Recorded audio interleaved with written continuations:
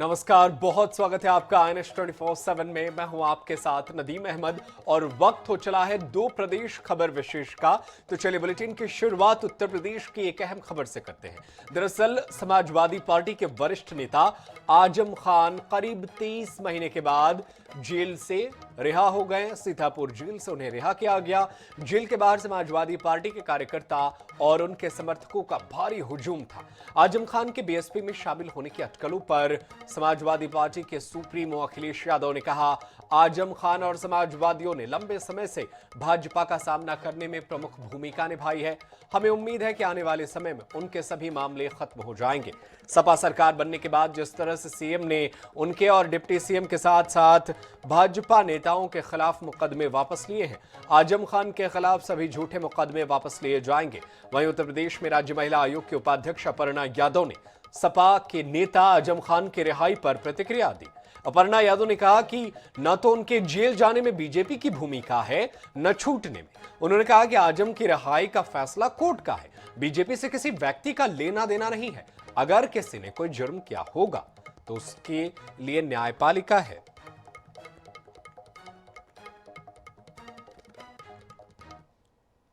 एक महीने पहले जब तय किया था कि नवरात्र में इस तारीख को यहाँ पर उद्घाटन होगा, और आज ही हम लोग देख रहे हैं कि समाजवादी पार्टी के नेता आदरणीय आजम खान साहब, उनकी भी रिहाई हो चुकी है। इसके लिए मैं कोर्ट को धन्यवाद देना चाहता हूँ, और यही हम समाजवादियों का भरोसा था कि कोर्ट न्याय करेगा और उन्हें न्याय मिलेगा।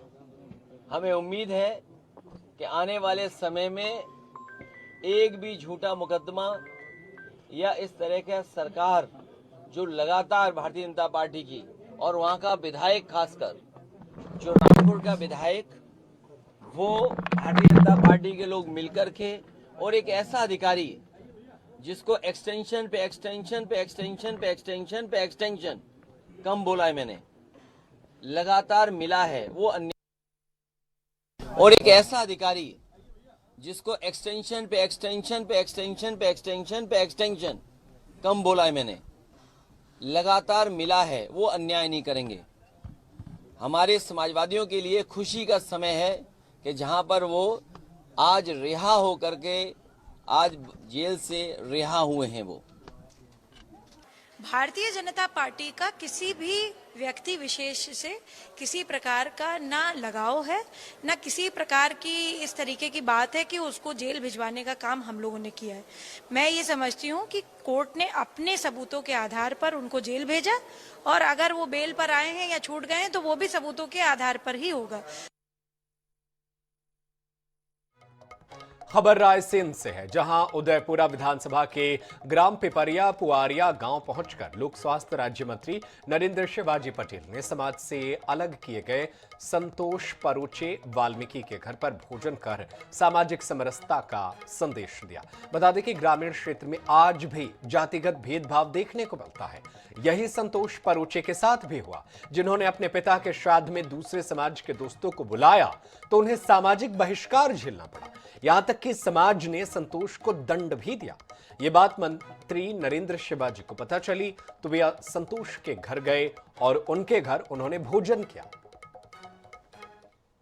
ये मनुष्य की स्वतंत्रता है कि कौन व्यक्ति कहाँ जाता है, कहाँ किस परिवार के साथ में भोजन करता है, ये सभी व्यक्तियों के लिए स्वतंत्रता है।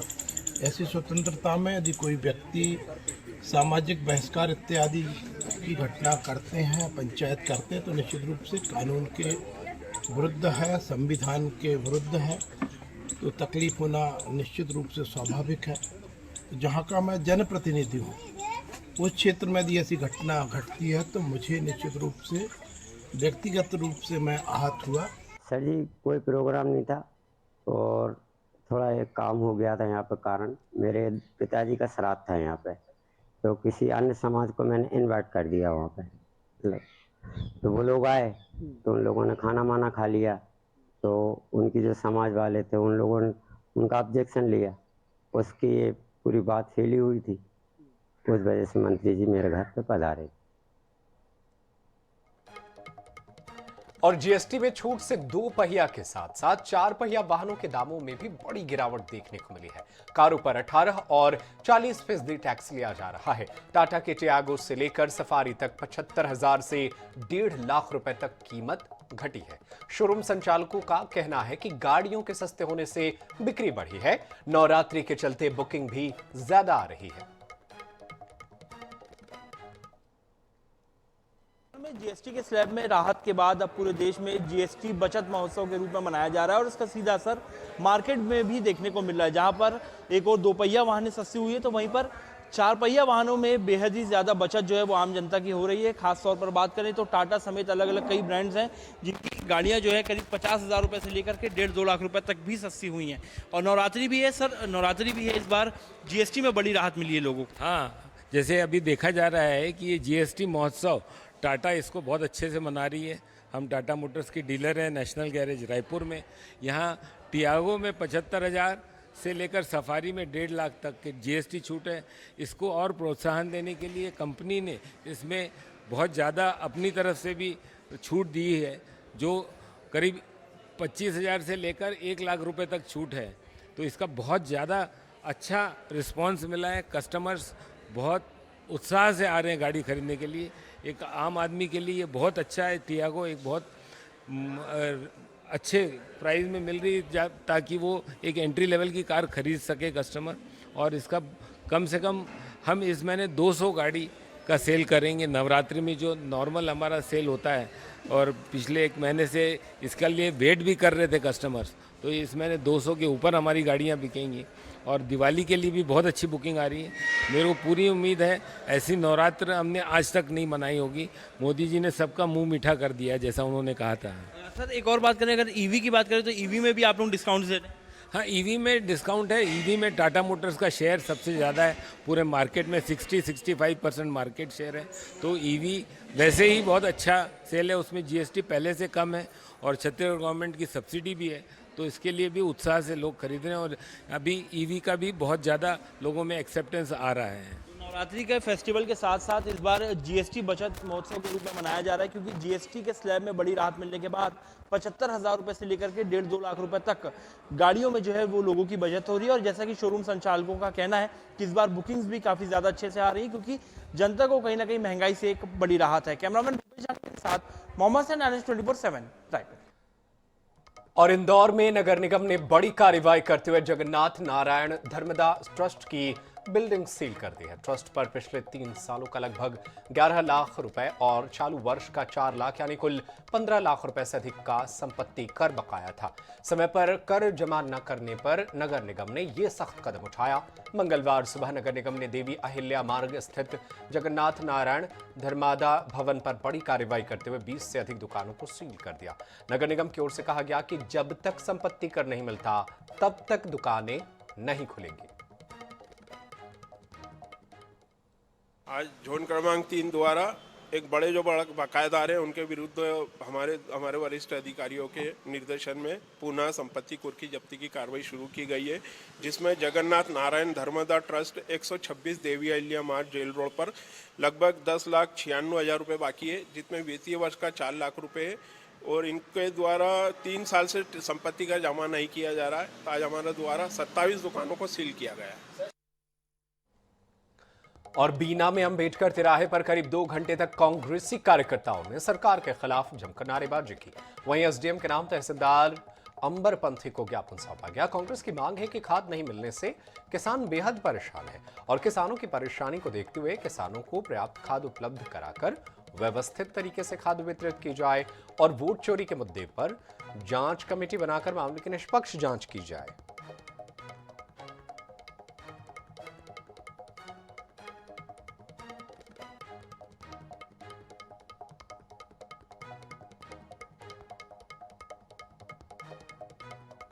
खाद की अनुपलब्धता, तो हम लोगों की मांग है कि चूंकि बोनी का सीजन आ चुका है, सरकार को पहले से ध्यान देना चाहिए था, उसको स्टार्ट करना चाहिए था, लेकिन उनकी तमाम गलतियां हैं। खाद की अनुपलब्धता है, किसान परेशान है और जिस तरह से वह 2-2 बजे 3-3 बजे रात के जिस दिन खाद आया लगा, उससे उनकी पीड़ा को प्रशासन को समझना चाहिए। दूसरी हम लोगों की मांग है, इस साल चूँकि अति वर्षा हुई और अनियमित वर्षा हुई, तो प्रारंभ में सारी फसलें नष्ट हो गई और वो बढ़वान नहीं ले पाई। अभी किसान उनको बखर रहे हैं। तो अगर सर्वे नहीं होगा तो उन बेचारों को राहत राशि नहीं मिलेगी। प्रदेश में धरना प्रदर्शन थमने का नाम नहीं ले रहा है। सख्ती में छत्तीसगढ़ कृषि स्नातक शासकीय कृषि अधिकारी संघ ने 9 सूत्रीय मांगों को लेकर 1 दिवसीय सांकेतिक धरना दिया। स्नातक शासकीय कृषि अधिकारी संघ के इकाई जिला अध्यक्ष शंभू सिंह ने बताया कि सरकार से मांग की जा रही है कि अगर उनकी मांगे पूरी नहीं होती है तो आगे अनिश्चितकालीन धरना प्रदर्शन किया जाएगा।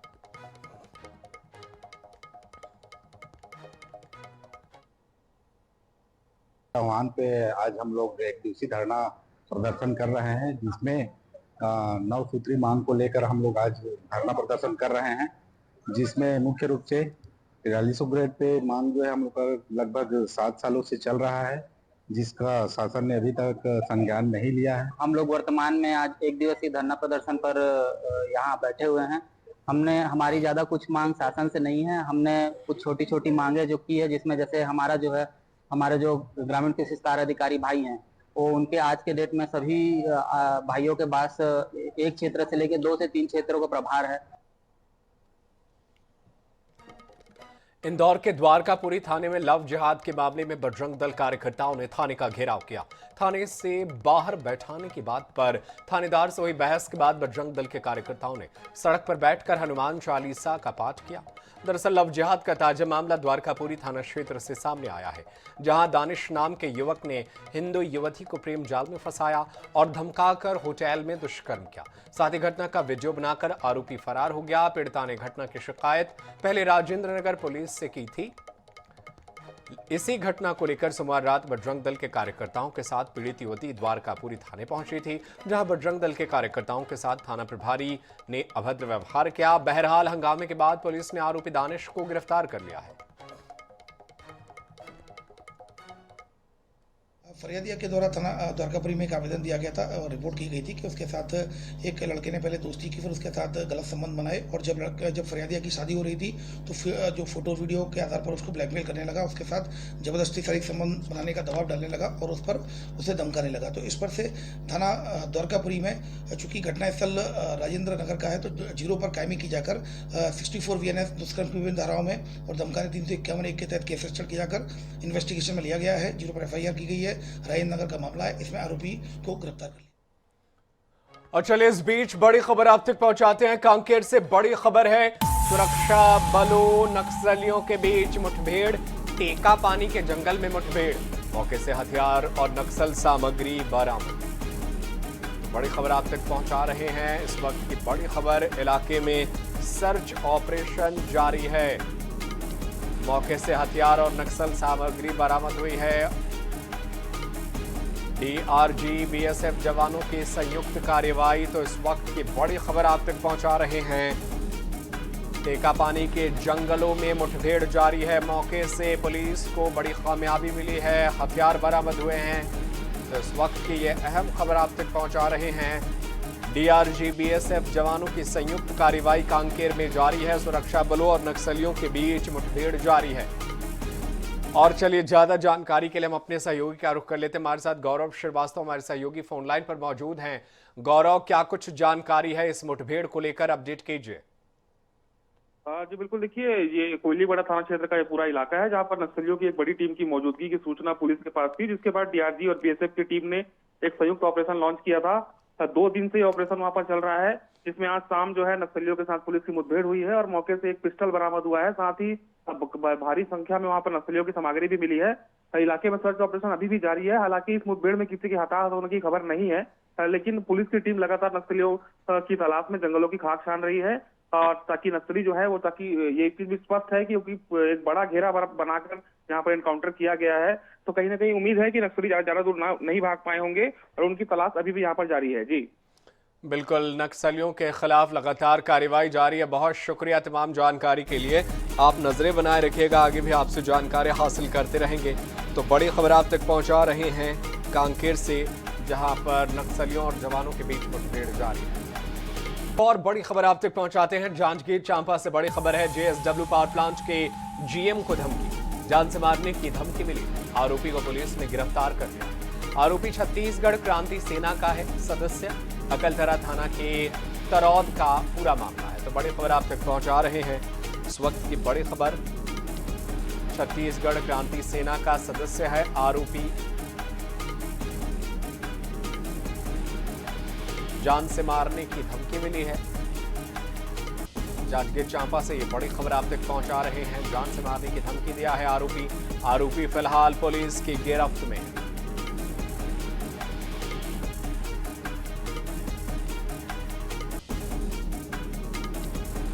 जेएसडब्ल्यू पावर प्लांट के जीएम को मारने की धमकी दी है। जान से मारने की धमकी देने वाले आरोपी को पुलिस ने गिरफ्तार कर लिया है। और बीना में अंबेडकर तिराहे पर करीब 2 घंटे तक कांग्रेसी कार्यकर्ताओं ने सरकार के खिलाफ जमकर नारेबाजी की। वहीं एसडीएम के नाम तहसीलदार अंबरपंथी को ज्ञापन सौंपा गया। कांग्रेस की मांग है कि खाद नहीं मिलने से किसान बेहद परेशान है और किसानों की परेशानी को देखते हुए किसानों को पर्याप्त खाद उपलब्ध कराकर व्यवस्थित तरीके से खाद वितरित की जाए और वोट चोरी के मुद्दे पर जांच कमेटी बनाकर मामले की निष्पक्ष जांच की जाए। खाद की अनुपलब्धता, तो हम लोगों की मांग है कि चूंकि बोनी का सीजन आ चुका है, सरकार को पहले से ध्यान देना चाहिए था, उसको स्टार्ट करना चाहिए था, लेकिन उनकी तमाम गलतियां हैं। खाद की अनुपलब्धता है, किसान परेशान है और जिस तरह से वह 2-2 बजे 3-3 बजे रात के जिस दिन खाद आया लगा, उससे उनकी पीड़ा को प्रशासन को समझना चाहिए। दूसरी हम लोगों की मांग है, इस साल चूँकि अति वर्षा हुई और अनियमित वर्षा हुई, तो प्रारंभ में सारी फसलें नष्ट हो गई और वो बढ़वान नहीं ले पाई। अभी किसान उनको बखर रहे हैं, तो अगर सर्वे नहीं होगा तो उन बेचारों को राहत राशि नहीं मिलेगी। और कोटा थाना क्षेत्र में नाबालिग से रेप का मामला सामने आया है। मासूम के परिजनों की शिकायत के आधार पर मामला दर्ज कर लिया गया है। आरोप है कि पड़ोस में आए रिश्तेदार के बेटे ने बाहर खेल रही मासूम को अकेले पाकर उसके साथ अनाचार किया। रोती हुई मासूम ने मां को अपनी आप बीती बताई। बहरहाल अब शिकायत के बाद कोटा पुलिस पूरे मामले की जांच पड़ताल में जुटी है। अभी जांच की जा रही है। जांच में सभी तथ्यों और उससे संबंधित स्कूल, घर, परिवार इत्यादि सबसे पूछताछ की जाएगी। पूछताछ के बाद जो चीजें सामने आएगी उसके अनुसार कार्रवाई की जाएगी। अभी तो वैसे भी परिजनों में थोड़ा शोक का अत्यधिक माहौल है और उस परिस्थिति में अभी गंभीरता से पूछताछ नहीं हो पाई है। राजधानी में साइबर ठगी ने एक बार फिर बड़ा खेल कर दिया है। इस बार साइबर ठगों ने बिल्डर बनकर इंडियन ओवरसीज बैंक को ही चूना लगा दिया। ठगों ने महज कुछ मिनटों में बैंक से करीब 8,70,000 रुपए अपने खाते में ट्रांसफर करवा लिया। चौंकाने वाली बात यह है कि ठगी बैंक अफसरों की लापरवाही से हुई। मामला रायपुर स्थित इंडियन ओवरसीज बैंक का है। यहां ठगों ने खुद को बिल्डर सुबोध सिंघानिया बताकर बैंक से जुड़े अफसरों को फोन किया और बैंक अधिकारियों को झांसा देकर कंपनी के अकाउंट से रकम ट्रांसफर करा ली। देखते ही देखते करीब 8,70,000 रुपए साइबर ठगों के अकाउंट में पहुंच गए। ठगों ने रकम ट्रांसफर करने के बाद सिर्फ 1.5 घंटे के भीतर ऑनलाइन शॉपिंग और ट्रांजैक्शन कर डाले, जबकि बैंक अधिकारियों ने बिना सही जानकारी और पुष्टि के ही रकम ट्रांसफर कर दी। इस मामले में संबंधित बैंक अधिकारी पर नियमानुसार कार्रवाई की बात सामने आ रही है। राजधानी में आम जनता के साथ साथ अब बैंकों को भी शातिर ठगों ने अपने निशाने पर ले लिया है। राजधानी के कई अलग अलग बड़े बैंक्स को शातिर ठगों ने अपना निशाना बनाया है। बैंक में जहां पर आम जनता का पैसा जमा होता है, उन्हें शातिर ठगों द्वारा बैंक अधिकारियों को झांसे में लेकर के अपने अकाउंट्स में ट्रांसफर कराया जा रहा है। अब ऐसे में सवाल उठना लाजमी है कि राजधानी में जब आम जनता का पैसा बैंक में सुरक्षित ही नहीं है, तो आखिरकार जनता पैसा कहां पर रखे। और बैंक अधिकारी अगर खुद ही सतर्क नहीं है तो आम जनता सतर्क कैसे होगी। फिलहाल पुलिस मामले की जांच में जुटी हुई है और देखना होगा बैंकों को निशाना बनाने वाले इस गिरोह तक पुलिस कब तक पहुंच पाती है। कैमरा पर्सन भूपेश जांगले के साथ मोहम्मद सैन, ANS 24/7 रायपुर। और आईफोन के शौक ने भोपाल के 2 नाबालिगों को लुटेरा बना दिया। जहां राजधानी से आई खबर में इस बात का खुलासा हुआ है। पिपलानी थाना पुलिस ने चैन स्नैचिंग की वारदात का पर्दाफाश करते हुए 2 नाबालिगों को गिरफ्तार किया है। आरोपियों के पास से 10 लाख रुपए के सोने चांदी के जेवरात और एक बाइक बरामद हुई है। जानकारी के अनुसार नाबालिग आरोपियों ने 6 महीने में कई वारदातों को अंजाम दिया है। आरोपियों ने पिपलानी क्षेत्र की 4 और अवधपुर इलाके की एक घटना को कबूल किया है। आरोपियों की वारदात का तरीका हर बार एक जैसा ही रहता था। आरोपी चोरी की बाइक पर सवार होकर सुबह शाम महिलाओं के गले से सोने की चेन की स्नैचिंग करते थे। जांच में सामने आया कि दोनों आरोपी छात्र हैं, जिनके शौक महंगे मोबाइल और आईफोन खरीदने का था।